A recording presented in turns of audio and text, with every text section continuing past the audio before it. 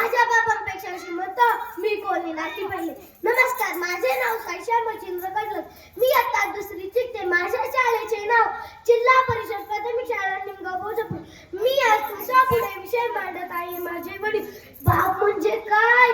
बाप म्हणजे जगण्याचं माप आहे, पाठीवरची थाप आहे. जो कधी रागवला तरी त्याची माया अमाप आहे, तो म्हणजे बाप आहे. बाप म्हणजे ध्येय घडवणारी शिडी आहे, संकटातून पार करणारी होडी आहे. जो कधी तिखट वागला तरी आयुष्यभराची गोडी आहे. बाप म्हणजे शिस्तबद्ध जाग आहे. आईची माते तर सारा जग गात हो, पण बापाचा काय? बाप साहित्यात चितच लागेल आईच्या तुलनेत. आणि ज्या साहित्यात बापाचा उल्लेख असेल तेथे त्याची आई की स्तुती केलेली असेल या बाबा शंकाच आहे. आई घराचं मांगल्य असते तर बाप घराचं अस्तित्व असतं. घराच्या या अस्तित्वाला आम्ही कधी समजून घेतले का? बाबांचे म्हणणे अजूनही त्यांच्याविषयी दादा लिहिले जात नाही. काही लोकांनी बाप रेखाटला पण तोही तापड व्यक्तीच्या रूपात.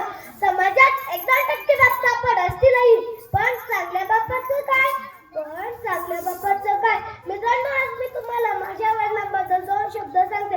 माझ्या वडिलांना मी बाबा म्हणते. माझे बाबा माझ्या आयुष्याचे आधारस्तंभ आहे. ते फक्त माझे बाबा नाही तर माझे मार्गदर्शक, प्रेरणास्थान आणि माझे पहिले मित्र पण आहे. ते खूप कष्टाळू, प्रेमळ आणि अतिशय मेहनती आहे. ते सकाळपासून रात्रीपर्यंत आमच्या कुटुंबासाठी कष्ट करतात. त्यांच्या या कार्यामुळे आज आमचं आयुष्य सुखरूप आहे. माझ्या बाबांचा स्वभाव खूपच प्रेमळ आहे, पण ते शिस्तबद्धही तेवढेच आहे.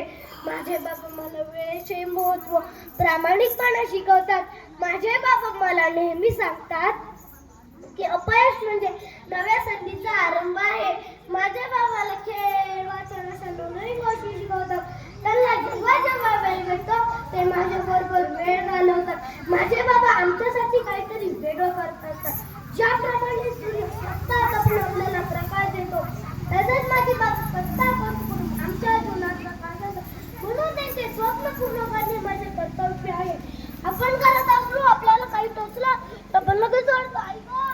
आपण जर त्याच वेळी रस्त्यावर चालत असलो, आपल्याला साप दिसला तर आपण लगेच ओरडतो, बापरे. अशा छोट्या छोट्या प्रसंगांना नेहमी आईच आठवते आणि मोठ्या प्रसंगांना नेहमी बाबाच आठवतात. आई आपल्या आयुष्यातील साठवलेली पुण्यही असेल तर बाबा आपल्या आयुष्यातील मिळवलेली कमाई आहे. आई आपल्या आयुष्यातील परमेश्वर आहे तर त्या परमेश्वरापर्यंत पोहोचायला तुमचा वडीलच संत आहे.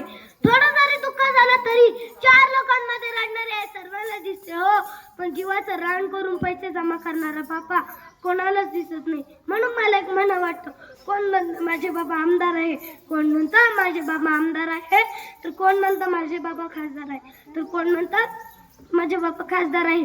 मला म्हणताना गर्व होतो की माझे बाबा इमानदार आहे. मला म्हणताना गर्व होतो की माझे बाबा इमानदार आहे. माझे बाबा इमानदार आहे. मुलं किती आज माझे बाबा खंबीर आहे म्हणून मी उभी आहे. आज माझे बाबा खंबीर आहे म्हणून मी उभी आहे. आज माझे बाबा उभे आहे म्हणून मी यशस्वी आहे.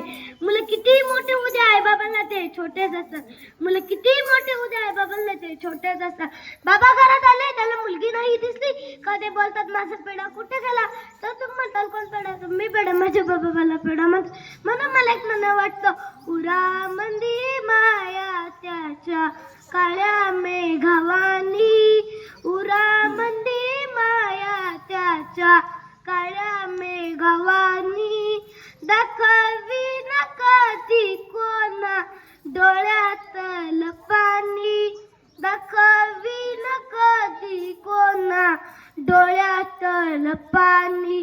जिजू जिजू संसाराचा गाडा हाकला, वाटा मंदी असू जरी कन्ना वाकला, घडीभर तू थांब जरा ऐक त्याची धापर, लय अवघड हाय गड्या उमगाया बापर, उमगाया बापर, लय अवघड हाय गड्या उमगाया बापर, उमगाया बापर.